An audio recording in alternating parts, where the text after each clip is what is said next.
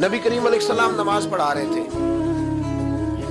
ظہر کی نماز تھی یا عصر کی نماز تھی، صحیح مسلم میں موجود ہے۔ حضرت ابو ہریرہ فرماتے ہیں نماز پڑھاتے پڑھاتے نبی پاک نے قدم آگے کیا، نماز پڑھاتے پڑھاتے قدم آگے کیا اور یوں ہاتھ اٹھایا پھر واپس کر لیا۔ اب نماز پڑھ کے نا تو سلام پھیرا تو صحابہ عرض کرنے لگے یا رسول اللہ صلی اللہ علیہ وسلم، وہ نماز میں پیر بھی آگے کیا تو ہاتھ بھی اٹھایا، تو وجہ کیا تھی؟ پہلا سوال تو یہ ہے کہ آپ لوگ نماز پڑھ رہے تھے یا حضور کو دیکھ رہے تھے؟ تو صحابہ تو پہلے ہی بتاتے ہیں کہ بھئی ہم تو پہلی صف میں نماز اس لیے پڑھتے تھے کہ نماز بھی ہوتی رہتی تھی اور چپ کے محبوب کی دید بھی ہوتی رہتی تھی۔ حضور سے پوچھا یا رسول اللہ وہ نماز پڑھتے پڑھتے قدم آگے بڑھایا آپ نے تو پھر پیچھے کر لیا، کیا تھا؟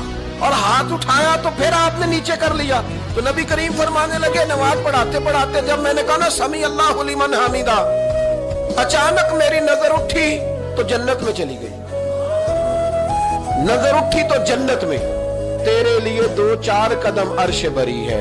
تو محبوب فرماتے ہیں جب میری اوپر نظر گئی نا تو میں نے دیکھا کہ انگوروں کا ایک خوشہ لٹک رہا ہے جنت میں، تو میں نے ہاتھ بڑھایا کہ توڑ لوں۔ حضور کھڑے ہیں مسجد نبوی میں اور فرماتے ہیں کہ میں یہاں کھڑے ہو کے ہاتھ اونچا کروں تو میرا جنت تک پہنچ جاتا ہے۔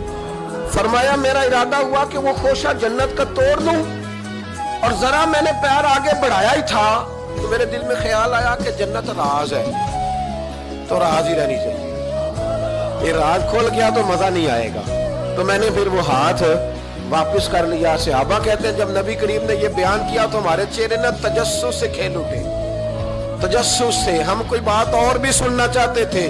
تو محبوب فرمانے لگے اگر میں وہ خوشہ توڑ کے لے آتا اور تمہیں دے دیتا تم قیامت تک بھی کھاتے رہتے تو تم سے ختم نہیں ہونا تھا۔